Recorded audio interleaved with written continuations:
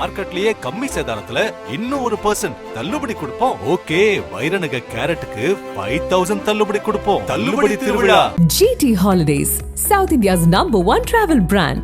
You know you are special when you're with GT Holidays. Kovai மாவட்டம் மரக்கடைக்கு அருகே உள்ள சந்திரன் முதல் வீதியைச் சேர்ந்தவர் ஆயிஷ் அம்மாள். 75 வயதான இந்த மூதாட்டி கடந்த சில நாட்களுக்கு முன்பு மதுக்கரையில் இருந்து டவுன்ஹால் பகுதிக்கு பஸ்ஸில் வந்திருக்கிறார். டவுன்ஹால் வந்ததும் பஸ்ஸை விட்டு இறங்கிய அவர் தனது கழுத்தில் இருந்த 5 பவுன் தங்கச் செயின் காணாமல் போயிருந்ததை கண்டு அதிர்ச்சி அடைந்தார். இதுகுறித்து மூதாட்டி ஆயிஷ் அம்மாள் உக்கடம் போலீசில் புகார் அளித்தார்.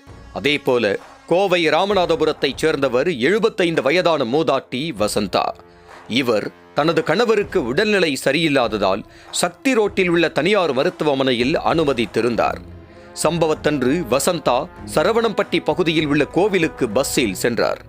அப்போது கூட்ட நெரிசலை பயன்படுத்தி அவரது அருகில் இருந்த பெண்கள் வசந்தாவின் கழுத்தில் இருந்த 6 பவுன் தங்க நகையை பறித்து சென்றனர்.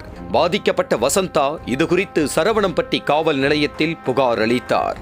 இந்த 2 புகார்களின் அடிப்படையில் போலீசார் வழக்கு பதிவு செய்து பல்வேறு கோணங்களில் விசாரணை மேற்கொண்டு வந்தனர்.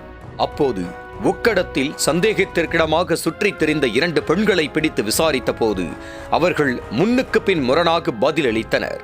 இதனால் அவர்களை காவல் நிலையம் அழைத்து சென்று விசாரித்த போது அவர்கள் 2 மூதாட்டிகளிடம் நகையை பறித்தவர்கள் என்பது தெரிய வந்தது. அதில் அந்த ஜெகஜால பெண்கள் தூத்துக்குடியைச் சேர்ந்த நந்தினி மற்றும் காளீஸ்வரி என்பது கண்டுபிடிக்கப்பட்டது. தொடர்ந்து இவர்கள் பற்றி போலீசார் நடத்திய விசாரணையில் பல்வேறு திடுக்கிடும் தகவல்கள் வெளியாகின. கைது செய்யப்பட்ட நந்தினி, காளீஸ்வரி இருவருமே அண்ணன் தம்பியை திருமணம் செய்துள்ளனர். இவர்களுக்கு திருட்டுதான் குடும்ப தொழிலாக இருந்து வந்திருக்கிறது. இதில் காளீஸ்வரி என்பவர் தன்னுடைய அம்மாவுடன் சேர்ந்து 12 வயதிலிருந்தே திருட ஆரம்பித்து விட்டாராம். திருமணத்திற்கு பிறகு கணவரின் அண்ணியான நந்தினியை தங்களுடன் சேர்த்து கொண்டு பல்வேறு திருட்டு செயல்களில் ஈடுபட்டுள்ளார்கள். தமிழ்நாடு மட்டுமின்றி இந்தியா முழுவதும் 100க்கும் மேற்பட்ட இடங்களில் குடும்பத்தினருடன் சேர்ந்து திருட்டில் ஈடுபட்டுள்ள கும்பல் கோயில் திருவிழாக்களை குறிவைத்து கூட்ட நெரிசலில் பெண்களிடம் நகைகளை திருடி வந்துள்ளனர். எங்கு நகையை திருடுகிறார்களோ அந்தந்த ஊரிலேயே திருடிய நகையை விற்று காசாக்கி விடுவது இவர்களுடைய வழக்கம். இப்படி திருடியே 2 பெண்களும் சேர்ந்து தூத்துக்குடியில் பங்களா கட்டி சொகுசு வாழ்க்கை வாழ்ந்து வருகிறார்கள். தங்களது பிள்ளைகளையும் பெரிய கான்வென்ட்டில் படிக்க வைத்து பல இடங்களுக்கு சுற்றுலா சென்று உல்லாசமாக வாழ்ந்து வந்துள்ளார்கள் என்பது விசாரணையில் அம்பலமாகியுள்ளது.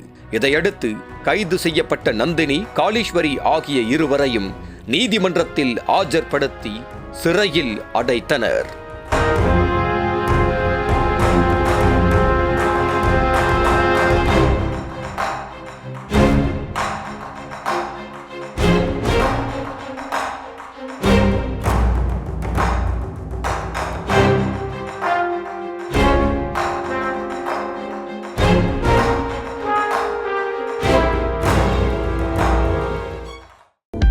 அனல் பறக்கும் செய்திகளை அப்டேட் செய்து கொள்ள நக்கீரன் களத்தை இப்பவே சப்ஸ்கிரைப் பண்ணுங்க.